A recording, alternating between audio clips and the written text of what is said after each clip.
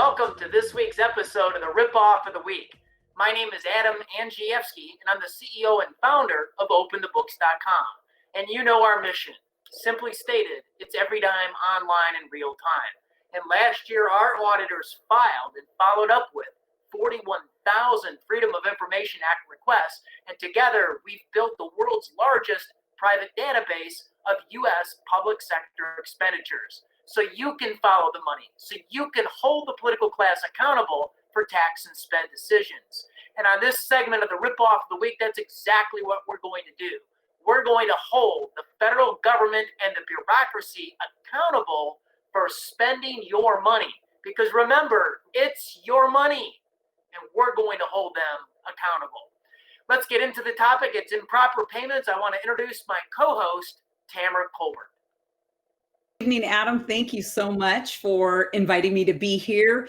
Improper payments, that just does not have a very good ring to it. Can you explain to our viewers what are improper payments? Well, these are payments that are made to the wrong person or in the wrong amount or under the wrong set of federal rules or all of the above. So this drives taxpayers absolutely crazy. And what we find is that the federal government has institutionalized incompetence. That's hard to believe, Adam. That is hard to believe. You're right. It's hard to believe because, it just came to mind. Incredibly, the federal bureaucracy, we found this. This is true. It's a true fact. They are rated 99.7% highly successful. And Tamara, that's actually impossible. And absurd when we get into this topic of improper and mistaken payments that the 20 largest federal agencies admit to.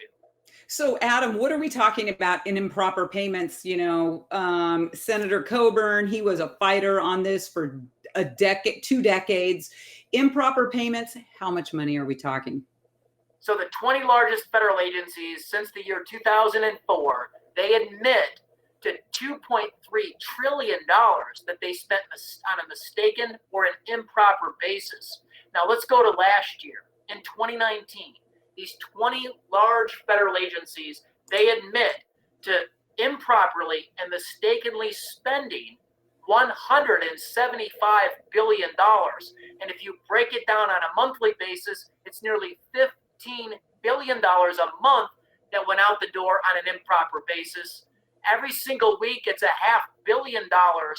Tamara, it's $1 million a minute. That is unbelievable. So just think about this. In the 10 minutes of this program, the federal government will have paid out $10 million in improper payments. I live on a budget. You live on a budget. Everybody's on a budget. And so it's really hard to fathom that they would be that irresponsible, but yet it isn't, knowing how they can have just these worst programs. So which agencies or programs, Adam, are the worst offenders? Well, there's 3 of them. So $7 out of every $10 of improper payments flows from just 3 programs. It's Medicare and Medicaid, and the program that the Internal Revenue Service administers, this is the Earned Income Tax Program.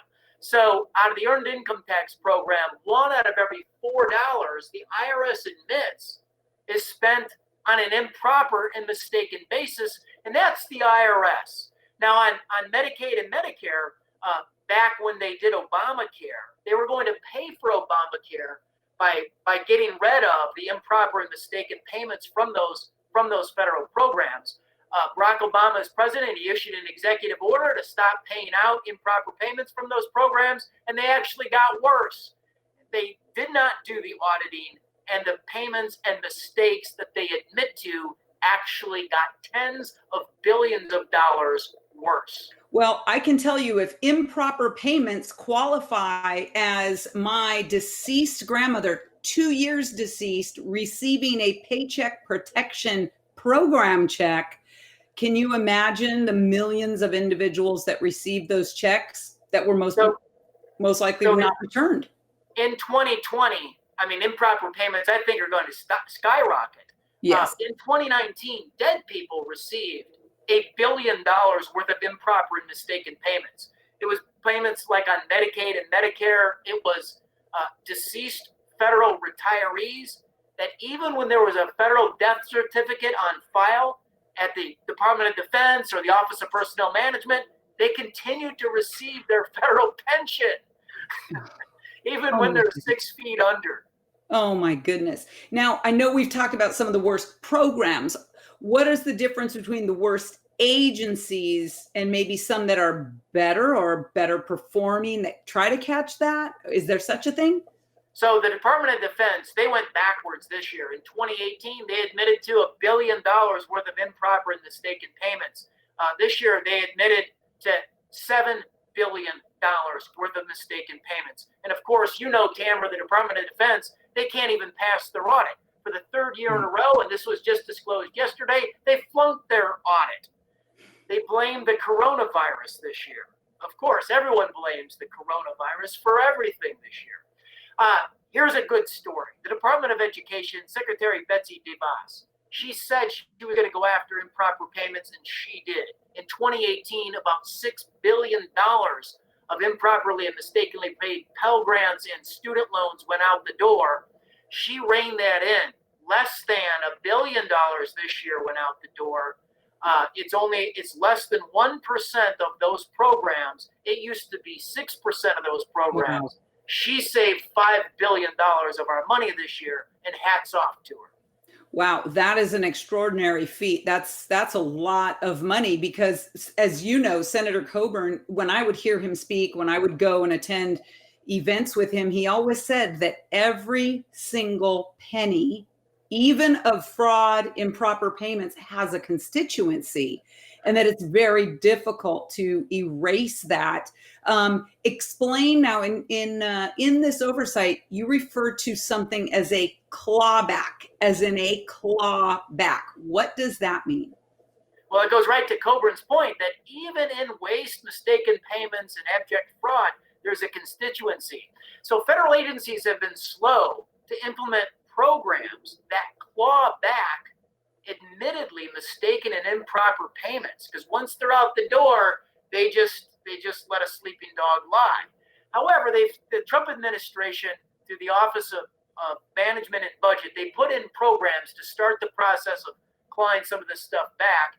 They've got a long way to go. Last year, only 14 cents on every dollar mistakenly and improperly paid out was actually clawed back.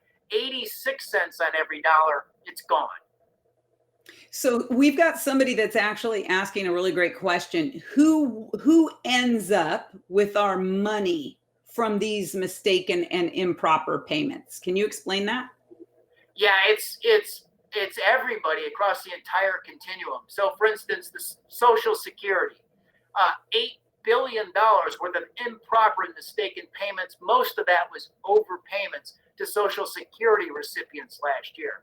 It's farmers on farm subsidies. It's out of the Department of Commerce on unemployment insurance payments. I mean, you name the government program, especially the 20 large agencies that administer most of the federal largesse, and improper payments are across the board. Like I said, it's $1 million a minute. That is just that's just unbelievable. So, Bill, what Adam just said is that other people wind up with your money. So, Adam, what recourse is there for us to try to do to rein in these improper payments? You know, I think of the 1980s movie called Dave about this guy that was an accountant and went into work in the federal government as the president, and he starts going through the books and shaving off money. I mean, what do we need to do? Get 1,000 accountants to go in and audit the books? Do we need to open the books to go in and say, here's where you need to fix this? How can we ever fix this? Look, improper and mistaken payments, it's a bipartisan issue. You know, Obama issued an executive order on it. Trump put it in his budget to Congress, fiscal year 2021, to go after this stuff. So it's on both sides. And so this is where I think in divided government, we could have a big impact to go after the massive hundreds of billions of dollars worth of improper payments. It should be a bipartisan issue. Tamara, as you know, we've got an oversight report coming out on this.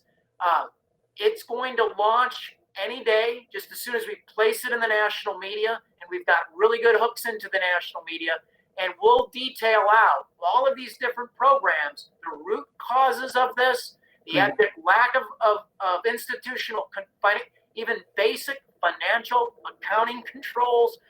We'll detail all of it, so continue to stay tuned. That's fantastic, Adam. So what he's saying is you got to sign up, go to openthebooks.com, sign up, because you'll get an email that will give you a link to go to this report so that you can learn more. I love it. We've got some really great feedback from all of you these last 6 weeks or so, and Open the Books, our auditors are working incredibly hard. And what's our motto, Adam? So every dime online in real time. And I'll just give you one last tease to the report. So at Social Security, they have 6 million Social Security numbers that are active for people aged 112 and older. However, we know that only 40 of those people exist in the entire world. That's how screwed up your federal government is. 6 million dead people still getting Social Security. Well, there's 6 million active Social Security numbers on the books. It's amazing. We can't do it without you. Openthebooks.com, sign up. You don't need 42 cups of coffee in a month.